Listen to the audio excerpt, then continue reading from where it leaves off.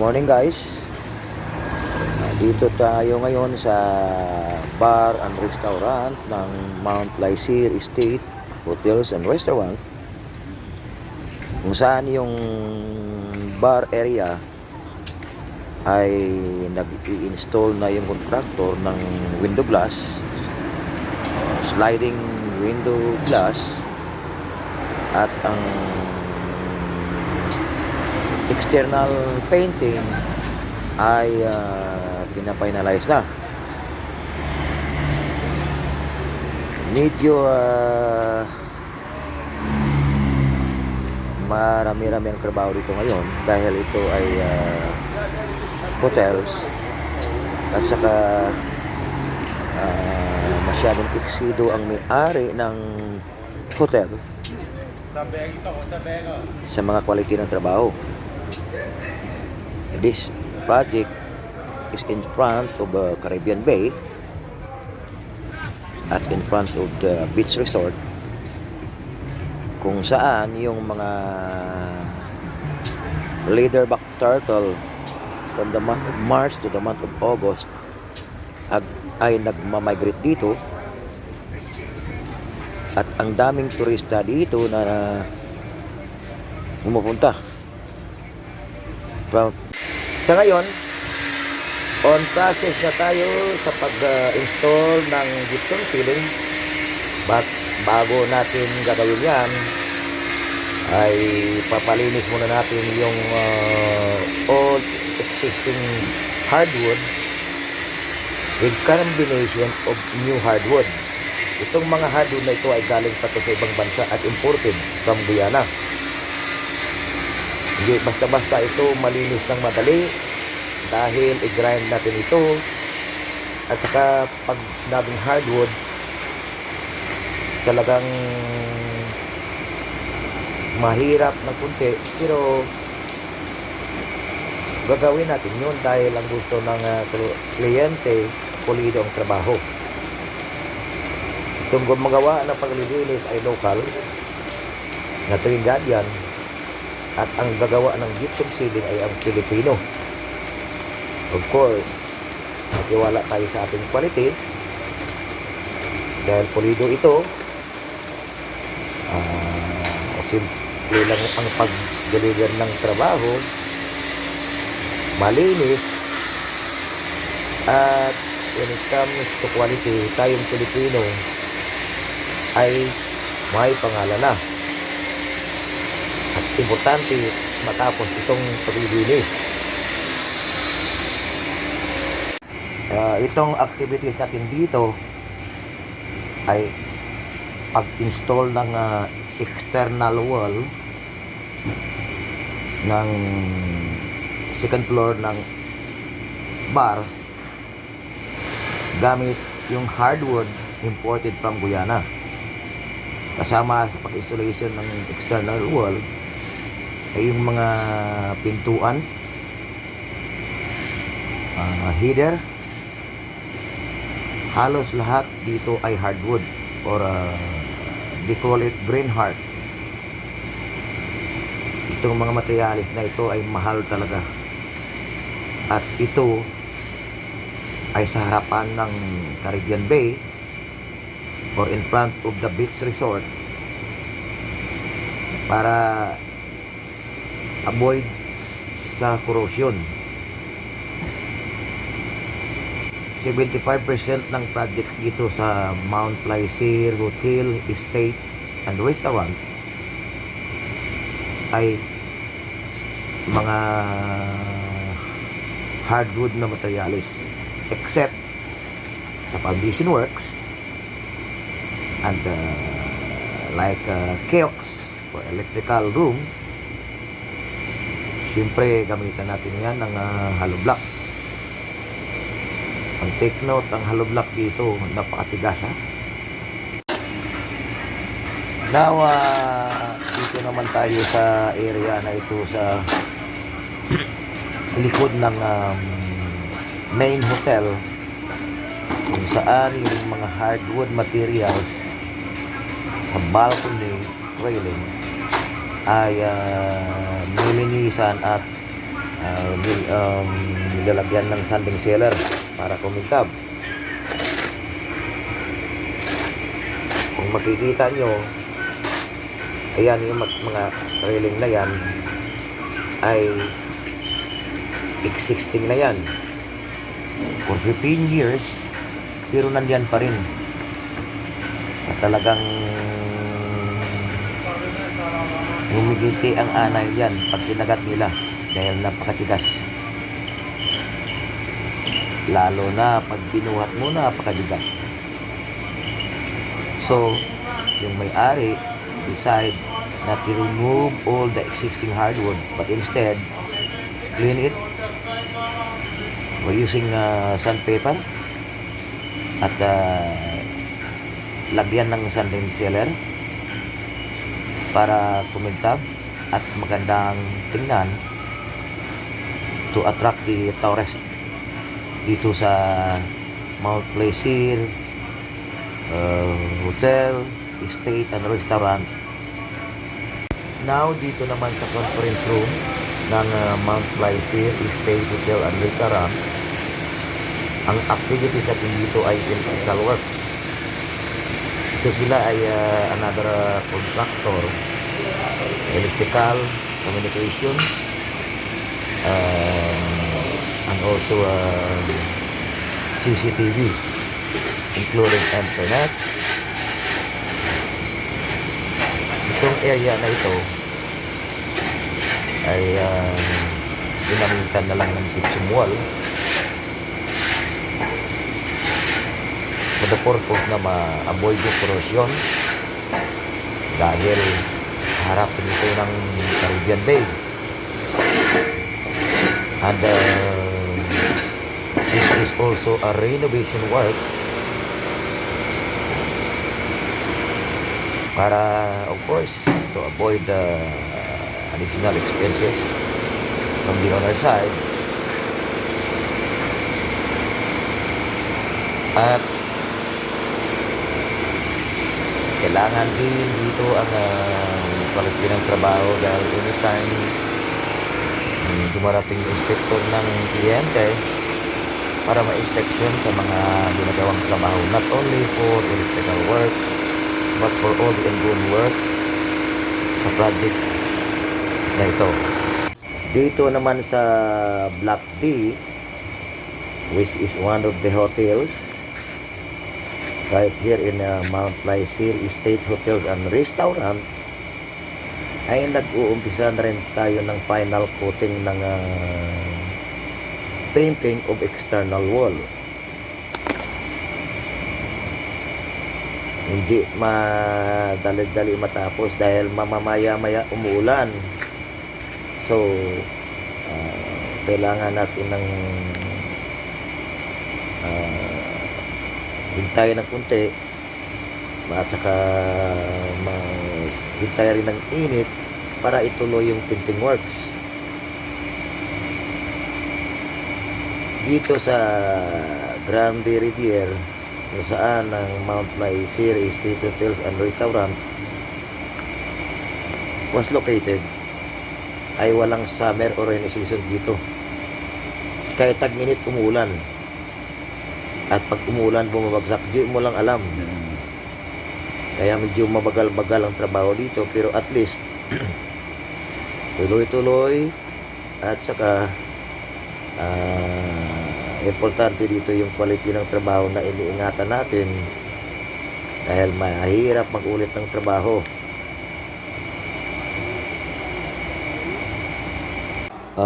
Dito naman sa reception area, ang installation ng lightings dito is ongoing.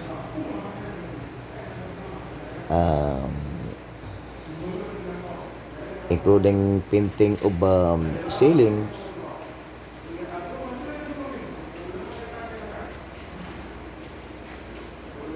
at tinitesting ang lights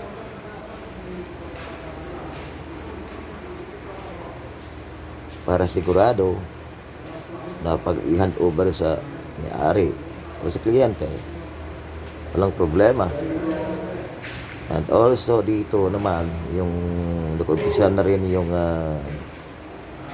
tiles installation sa male and female washroom.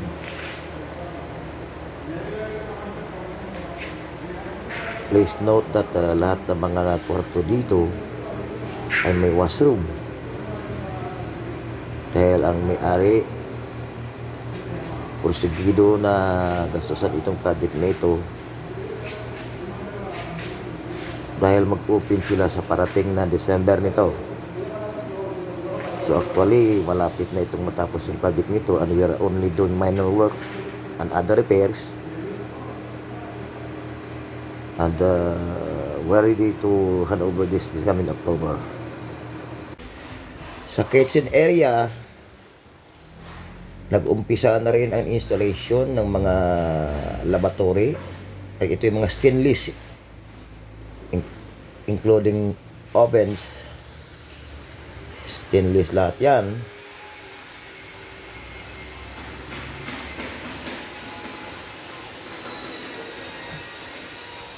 At itong area na ito, dito nakalagay yung mga chillers.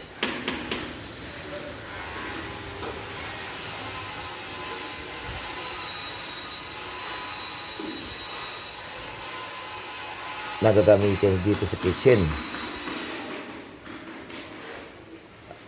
Kung makikita nyo ng mga materialis na yan, talagang mahal talaga yan dahil lahat yan ay mga stainless. Of course, para ma-avoid rin ang corrosion,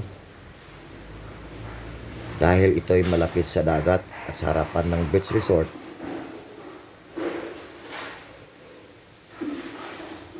medyo madali-dali na rin matapos itong area na ito at hinihintay na lang yung mga chillers na i-install at yung mga made to order na mga heavy duty double doors.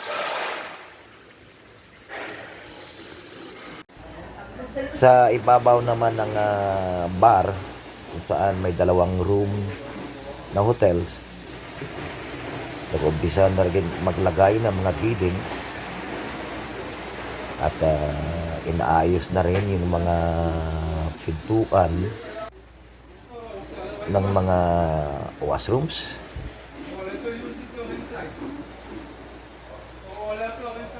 Lalo na yung mga lighting sa washrooms, cupboards, cabinets, air condition, ceiling fan,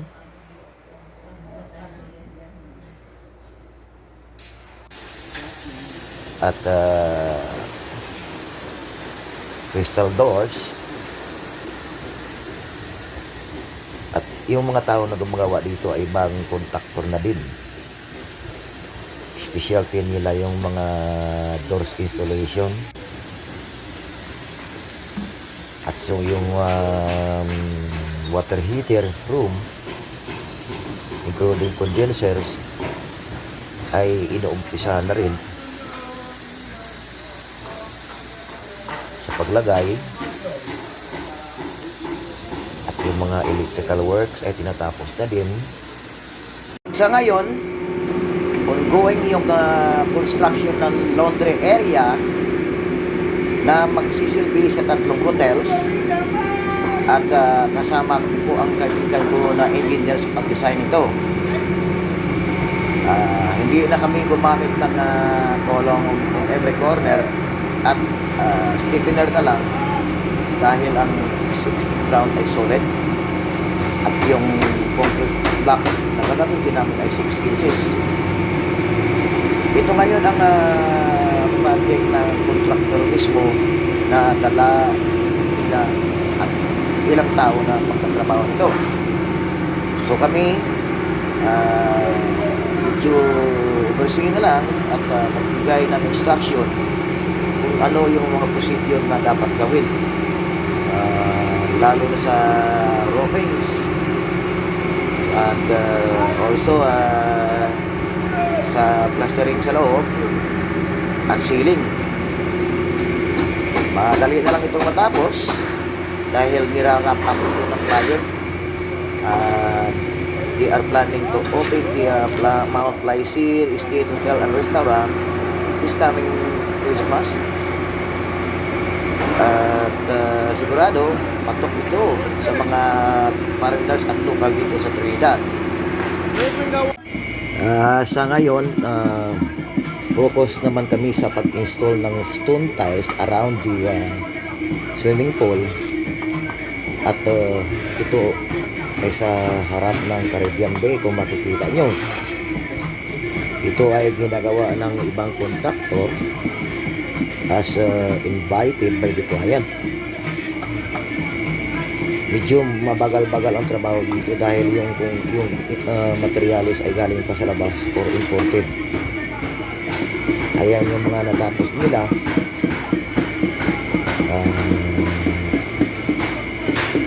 Actually, ito yung pa yung sidings. At itong mga kontraktor, ito talaga yung specialty nila.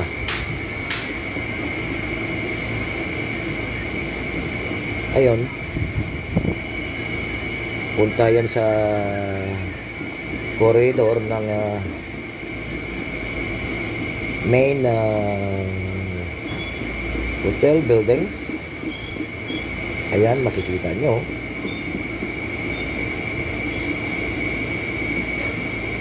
Tapos, ayun, yung swimming pool na sinasabi ko.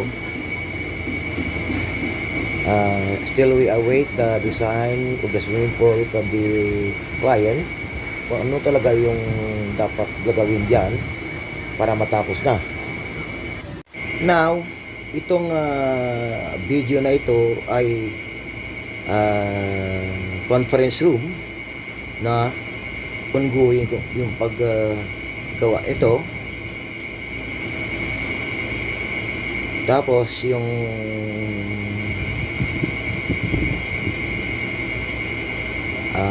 bar nasa ilalim ng building na ito at saka ibabaw yung hotel. Please note that lahat ng mga wooden materials dito ay hardwood and imported from Guyana, which is Green Heart. Makikita nyo naman yung kulay nito. Ayun, tapos yung building na yan ang pinaka main hotel building na in-renovate namin. At the same time, ongoing yung palagay ng gutter at saka downspout. Yun lang naman ang naiwan na trabaho dito sa main hotel building na ito, except retouching of paintings at external walls and the internal walls. Dito naman sa conference room, we have started the plastering of external walls and roofing installation also is ongoing. Ayan.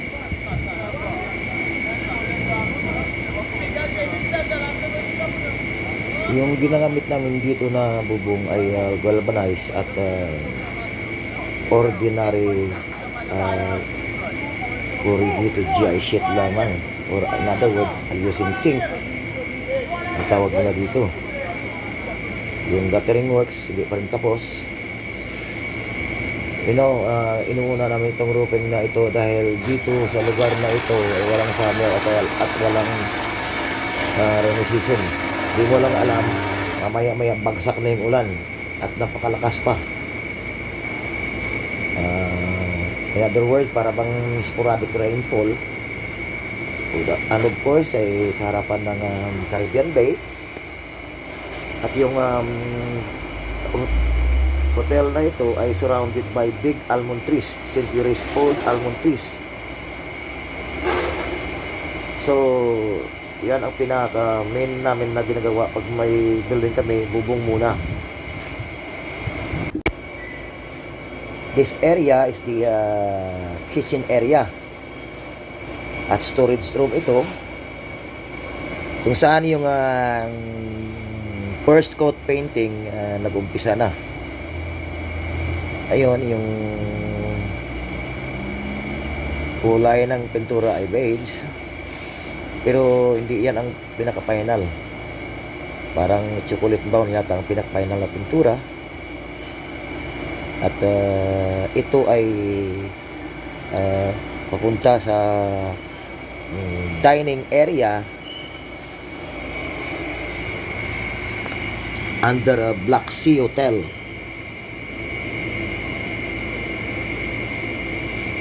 Pilipino ang tumira nito. Yung mga ceiling at saka painting. Dahil hindi pulido yung paggawa ng local, so mas mabuti na yung Pilipino na alam natin yung quality natin ay pwede natin ipagmamalaki. Ayun, madali na rin matapos yung first coat painting, and probably a matter of 2 days tapos na yan. At saka yung design ng ilaw, napakarami, napakaliwanag itong kitchen na ito.